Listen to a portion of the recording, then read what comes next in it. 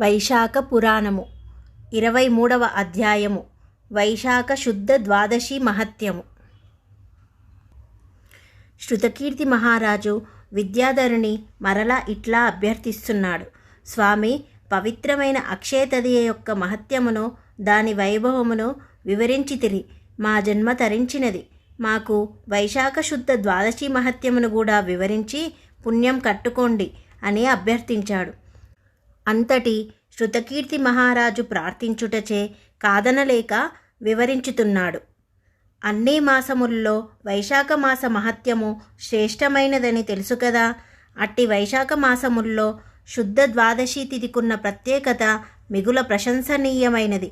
ఇది సర్వపాపములను హరించు శక్తి కలిగి ఉన్నది. దేవాదిదేవులందరి చేతను శ్రీ మహావిష్ణువు చేతను కొనియాడబడింది.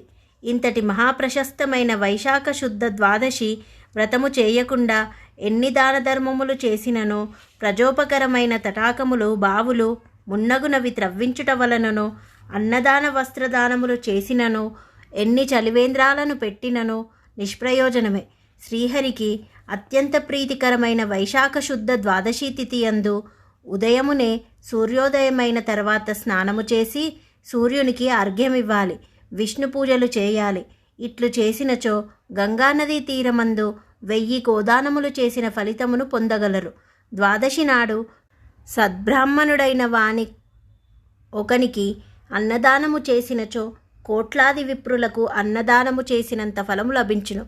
ద్వాదశి తిథి నాడు నువ్వులు తేనె పాత్రను దానము చేసినచో మరణించిన పిదప వైకుంఠ ప్రాప్తి నొందును. సూర్యచంద్ర గ్రహణ కాలములో 1000 గోదానములు చేసినంత పుణ్యము లభించగలదు. వైశాఖ మాస ద్వాదశి తిథి యందు శ్రీ మహావిష్ణువును తులసీదళములతో పూజించవలెను. విష్ణు పూజకు తులసీదళము అత్యంత శ్రేష్టమైనది. అట్లు చేసినచో 7 తరాల వరకు వంశాభివృద్ధి జరుగును.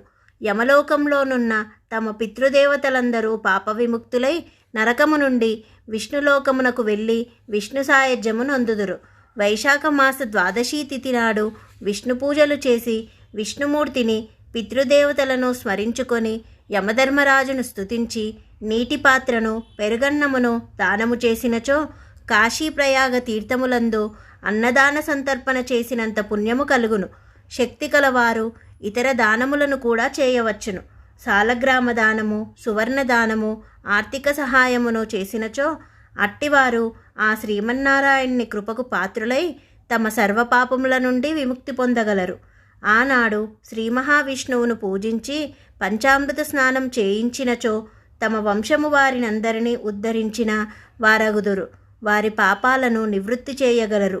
శ్రీ మహావిష్ణువును వైశాఖ మాస ద్వాదశి తిథి నాడు స్వచ్ఛమైన పాలతో అభిషేకము చేయించినచో గంగానదీ తీరములో అశ్వమేధ రాజసూయ యాగములు చేసినంత పుణ్యఫలములు పొందగలరు.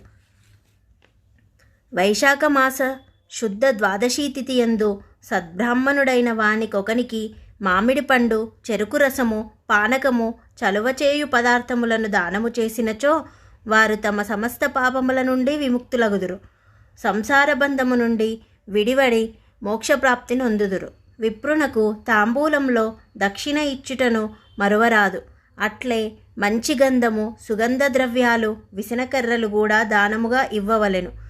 అట్లుగాక వీటన్నిటితో పాటు వారికి సేవలు కూడా చేసినచో వంశాభివృద్ధియు, పుత్రపౌత్రాభివృద్ధియు, అష్టైశ్వర్యాభివృద్ధి జరిగి కలకాలం సుఖముగా జీవించగలరు. 23వ రోజు పారాయణ భాగం సమాప్తం.